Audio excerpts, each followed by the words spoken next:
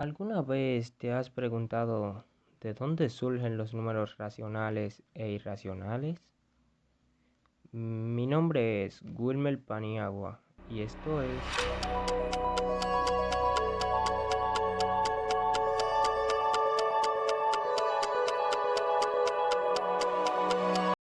Bueno, empecemos desde lo más básico, pues los primeros números que existieron fueron los números naturales. De esto se puede decir que fueron los primeros que se descubrieron. Y estos son los que utilizamos actualmente para contar, como por ejemplo el 1, el 2, el 3, el 4 y así sucesivamente.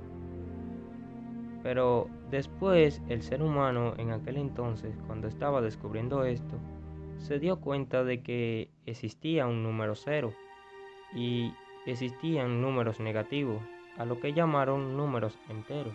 Pues ya no se contaba a partir del 1 hacia adelante, sino que ya había un número cero y se contaba al lado contrario en números negativos. Entonces, aquí se empiezan a ampliar el campo de las matemáticas.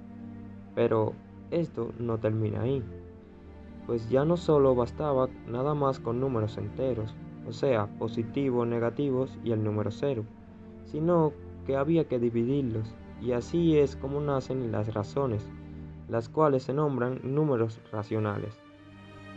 Pues imagínate, en aquel entonces tenían una manzana, y esto pues uno, o sea, una manzana.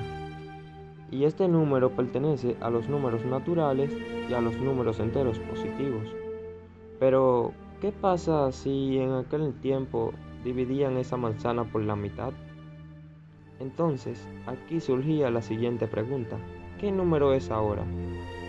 Pues ahí es que surgen los números racionales, que se pueden escribir como formas de fracción.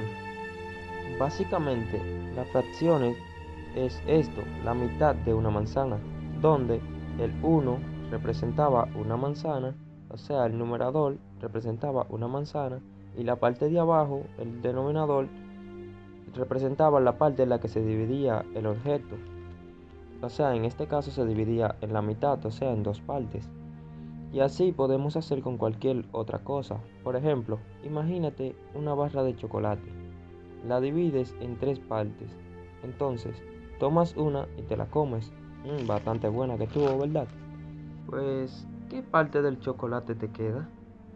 Pues te quedan 2/3, donde el 2 representaba el numerador, representaba las dos raciones de chocolate que te quedaban, de las, y el denominador, que es el número 3, representaba las tres partes en las que se dividió la barra completa.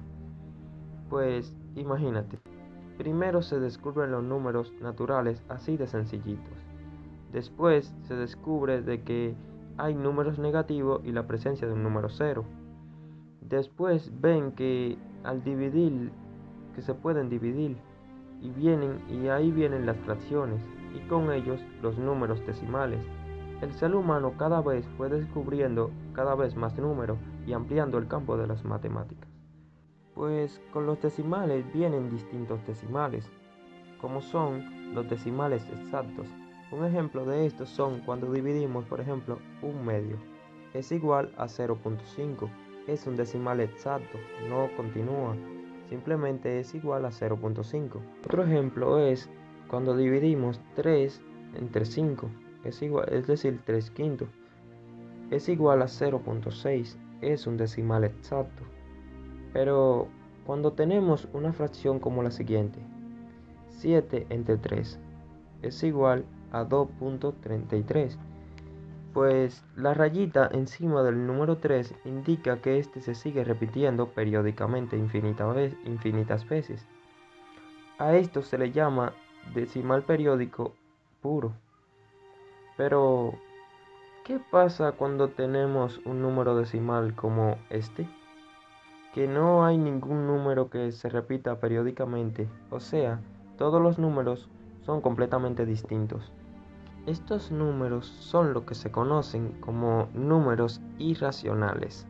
La característica de los números irracionales es que son decimales infinitos que no tienen ningún periodo.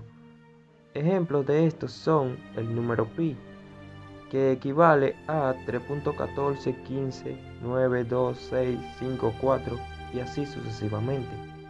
Este tipo de número no se puede representar en fracción, a diferencia de los números racionales, por eso son irracionales. Los números irracionales no tienen una letra especial para designarlos, por eso podemos usar la letra I mayúscula o la Q prima.